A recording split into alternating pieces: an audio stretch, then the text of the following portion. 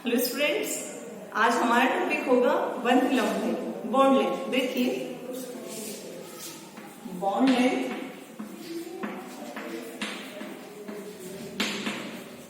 या बंध लंबाई।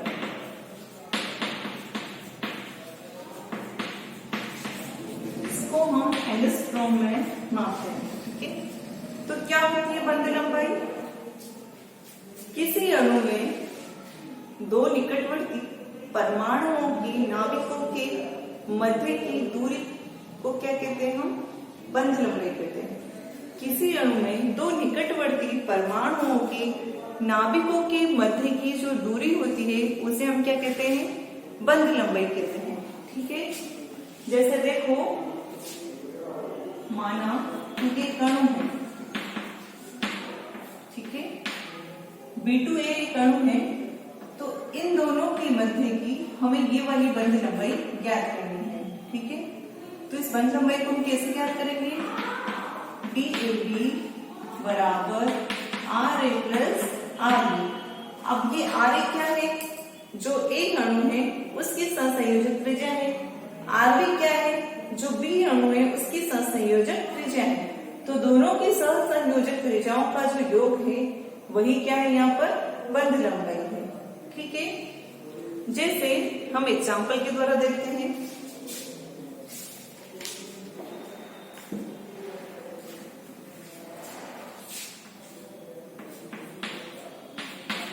हमें इस गुण की बॉन्ड लंबाई पता करनी है, जहां हमारे पास में जो RC है वो है 0.77 और जो RH है वो है हमारे पास 0.31। माना कि ये आपको दिया हुआ है। ठीक है, अब हमें क्या पता करना है? हमें दिया हुआ है कि CH बॉन्ड है, उसकी बंध लंबाई ज्ञात करो। तो इसकी बंध लंबाई कैसे हो जाएगी? दोनों का योग कर देंगे तो हमारे पास बंध लंबाई आ जाएगी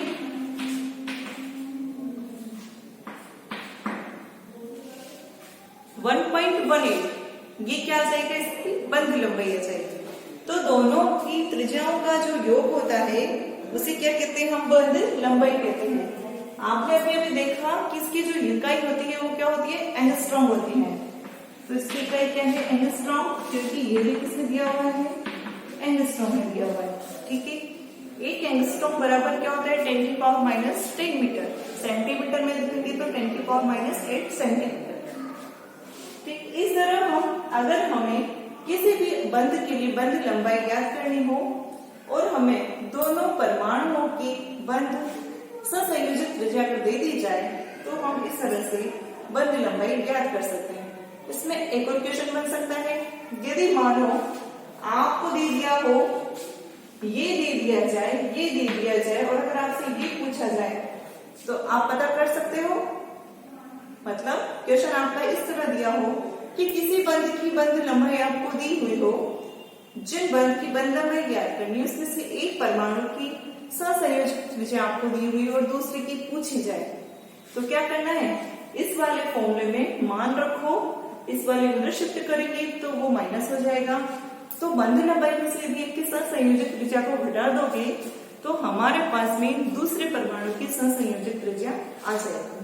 ठीक है, तो इस तरह से अगर आपके पास में न्यूमेरिकल आ जाए तो आप उसको भी पूरा कर सकते हो। तो ये हुआ बंध लंबाई का कंसेप्ट। अब ये बंध लंबाई किससे प्रभावित होती है? इसको प्रभावित करने वाले कारक क्या है? तो हम देखते हैं कि इसको प्रभावित करने वाले कारक क्या है। तो देखिए, सबसे पहले इसको प्रभावित करने वाले कारक है संकरण।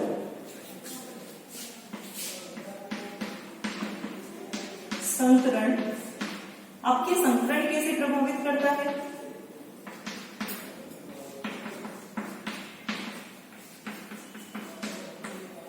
ये आपके पास में 3 अणु हमने दिए हुए हैं। इसमें संकरण है sp3, इसमें संकरण है sp2 और इसमें संकरण है sp। ठीक है, इसमें जो बंध लंबाई है वो होती है 1.54 एंगस्ट्रॉम, इसमें होती है 1.34 एंगस्ट्रॉम, इसमें होती है 1.20 एंगस्ट्रॉम। ठीक है, अब हम नेक्स्ट देखते हैं इसमें परसेंटेज का कितना होता है। तो देखो sp3 है, sp3 में परसेंटेज करेक्टर कितना होता है? 25%। इसमें क्या होता है? 33% इस पर 3%, इसमें कितना होता है 50%। ये हमने निकाला था। कैसे निकालते हैं इसको? जी सर, आप क्या निकालते हैं? परसेंटेज निकालते हैं कि हमने कितने मान में से कितना प्राप्तांक किया। तो प्राप्तांक में हम टोटल अंकों की संख्या का भाग देते हैं, इंटू 100 करते हैं। देखो कैसे, जैसे हम इसके लिए प्रतिशत निकालते हैं तो हमें पता है कि हम एस निकाल रहे हैं और यह मान कितने 2, 1 एस और 1 3, टोटल कितने हुए 2, 2 में से भी क्या निकालना है 1 का मान। तो क्या होगा 1/2 इंटू 100, क्या आ जाएगा आपके पास में 50%। इसी तरह यहाँ निकालोगे तो देखो यहाँ क्या है 1 एस और 2 3 है, टोटल कितने हैं 3 में से हमें क्या निकालना है 1, तो 1/3 इंटू 100। इसी तरह यहाँ निकालो, ये 1 है, ऐसे से टोटल कितना है 4 है, तो 4 इंटू 100। इस तरह आपके पास परसेंटेज करेक्टर आ जाएंगे। तो आपने इस मान के आधार पर क्या आइडिया लगाया? जैसे जैसे परसेंटेजेस करेक्टर बढ़ते हैं वैसे वैसे बंद लंबाई का मान क्या हो रहा है? घट रहा है। तो आप जो संबंध होगा, पहला संबंध वो क्या होगा? परसेंटेज एस लक्षण इज इनवर्सली प्रोपोर्शनल टू बंध लंबाई। बंध लंबाई और परसेंटेज एस करेक्टर में क्या संबंध होगा? इनवर्सली प्रोपोर्शनल का विद क्रमानुपाती का संबंध होगा। ऐसा क्यों होता है? जैसे जैसे परसेंटेज करेक्टर बढ़ता है तो क्या होता है, जो कक्षक होता है वो नाभिक के समीप आ जाता है, नाभिक से उसकी दूरी कम हो जाती है। जब नाभिक से दूरी कम हो जाएगी तो क्या होगी? बंध लंबाई क्या हो जाएगी? अपने आप ही क्या होगी? परसेंटेज करेक्टर नाभिक की दूरी जो क्या होगी वो कम हो जाएगी। कम होगी ना, दोनों खींच रहे हैं एक दूसरे को, तो क्या हो जाता है? दूरी कम हो जाती है। इसलिए परसेंटेज लक्षण पर बंध लंबाई क्या होती है? कम होती है। आपने ये देखना है। नेक्स्ट देखो कि बंध लंबाई को दूसरा प्रभावित करने वाला कारक क्या है। तो देखिए,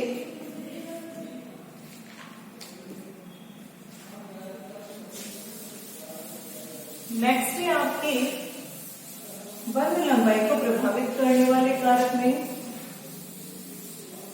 परमाणुओं की विद्युत ऋणता का अंतर। क्या है? परमाणुओं की विद्युत ऋणता का अंतर।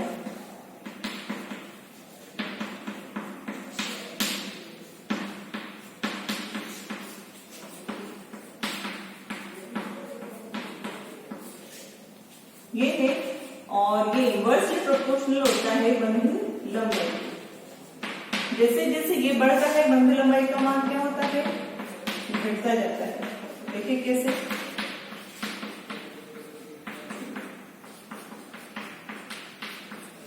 हमारे पास में ये 4 अणु दिए हुए हैं। हम जैसे ऊपर से नीचे की तरफ चलेंगे तो जो डेल्टा ईएन है वो क्या होगी? घटेगी। नीचे से जाने पर डेल्टा ईएन का मान क्या हो जाएगा? घट जाएगा। जब डेल्टा ईएन का मान घट जाएगा तो नीचे से ऊपर आने बंध लंबाई क्या हो जाएगी? बढ़ जाएगी। ठीक है, कैसे कम होगा? यहाँ फ्लोरीन का होता है 4 और कार्बन का कितना होता है 2.1, तो इनमें से घटेगा।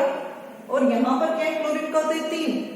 ठीक है, एक तो यहाँ ज्यादा में से कम को घटाना है, कम में से कम को घटाना, तो क्या होगा? डेल्टा ईएन का मान कम हो जाएगा और बंध लंबाई क्या हो जाएगी? यहाँ पर बढ़ जाएगी। ठीक है, तो इस तरह से आपने बंध लंबाई को प्रभावित करने वाले 2 फैक्टर देखे। नेक्स्ट फैक्टर देखो,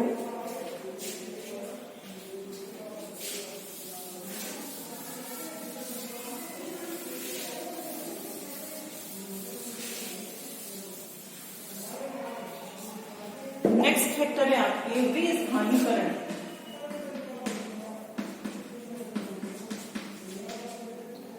विस्थानीकरण, आप विस्थानीकरण बहुत पढ़ चुके हैं कि जब इलेक्ट्रॉन्स, जब ऐसा रासायनिक बंध जो कि 2 परमाणुओं के मध्य ही स्थापित न रख ज्यादा परमाणुओं के मध्य फैला रहता है, इसको क्या कहते हैं? विस्थानीकरण बंध कहते हैं।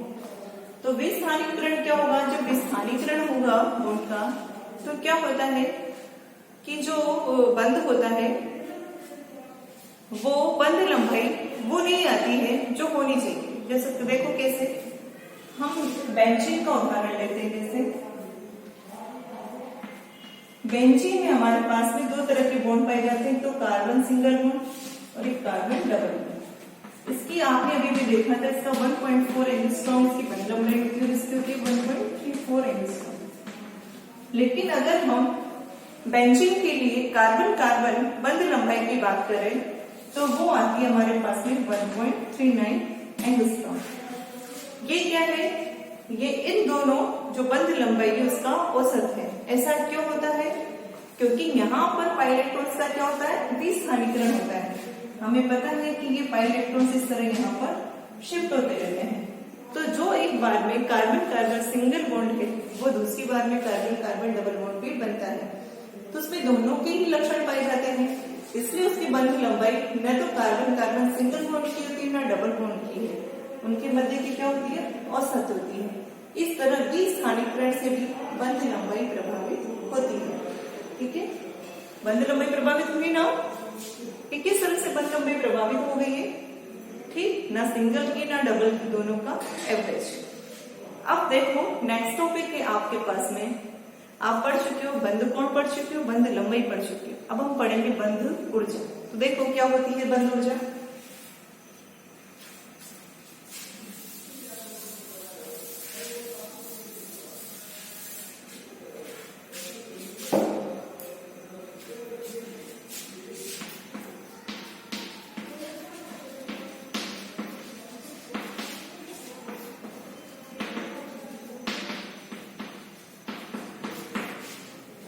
बंध ऊर्जा किसी एक विलकित सहसंयोजक बंध को उसके मुक्त मूलकों में तोड़ने के लिए आवश्यक ऊर्जा या एक विलकित सहसंयोजक बंध को बनाने के लिए मुक्त हुई ऊर्जा क्या कहलाती है, बंध ऊर्जा कहलाती है। या तो क्या, या तो एक विलकित सहसंयोजक बंध को तोड़ने के लिए, किसमें तोड़ने के लिए, मुक्त मूलक में तोड़ने के लिए जो आवश्यक एनर्जी है, या तो वो क्या है, बंध ऊर्जा है, या एक रासायनिक बंध को बनाने में मुक्त हुई ऊर्जा को क्या कहते हैं, हम बंध ऊर्जा कहते हैं। तो जो द्विपरमाणु कण होते हैं उसके लिए तो बंध वियोजन ऊर्जा या बंध ऊर्जा दोनों ही क्या होती है, समान होती है। जैसे हम Cl2 अणु की बात करें तो इसका फॉर्म जो होगा, फॉर्मेशन ऐसे होगा और इसका जो वियोजन होगा वो ऐसे होगा। इसके लिए ये वाली ऊर्जा और ये वाली ऊर्जा दोनों क्या होती है, समान होती है। द्विपरमाणु कणों के लिए वियोजन ऊर्जा और बंध ऊर्जा दोनों का मान क्या होता है, समान होता है। लेकिन जो बहुपरमाणु कण होते हैं उनके लिए जो वियोजन ऊर्जा होती है वही बंध ऊर्जा नहीं होती है। ऐसा क्यों होता है, क्योंकि जो बहुपरमाणु कणों का वियोजन करते हैं तो हर बंध को तोड़ने के लिए अलग अलग ऊर्जा का इस्तेमाल होता है, अलग अलग ऊर्जा की आवश्यकता होती है। तो उन ऊर्जाओं का जो औसत होता है वो उस अणु के लिए बंध ऊर्जा का मान कहलाता है। जैसे हम एग्जाम्पल के थ्रू देखते हैं।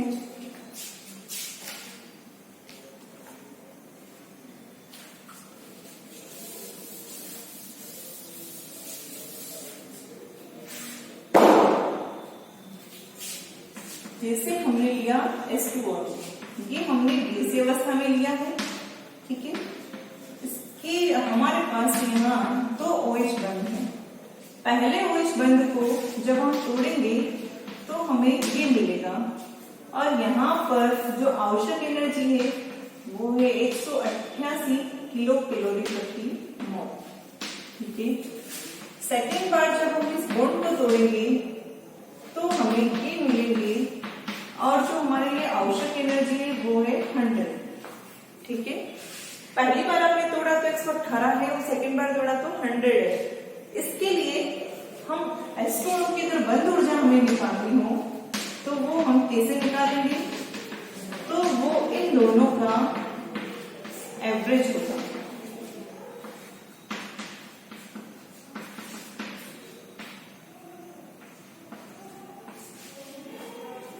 ठीक, कैसे देखिए,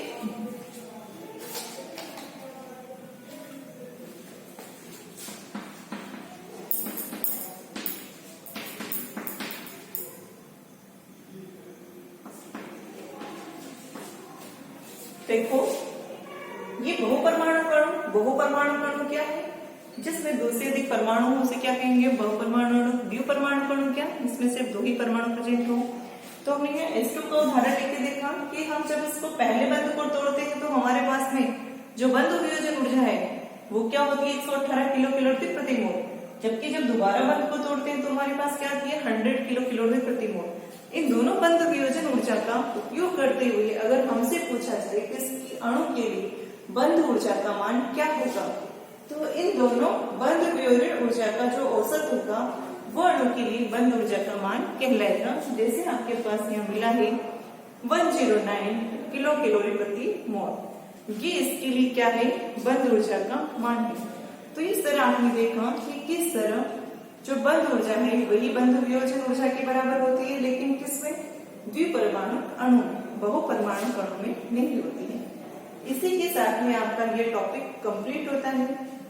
ठीक है, अब हमारी जो नेक्स्ट क्लास होगी उसमें हम पढ़ेंगे इंडक्टिव इफेक्ट। ठीक है, क्या पढ़ेंगे हम, इंडक्टिव इफेक्ट, प्रेरणिक प्रभाव। उसको हम नेक्स्ट क्लास में लेंगे। Thank you.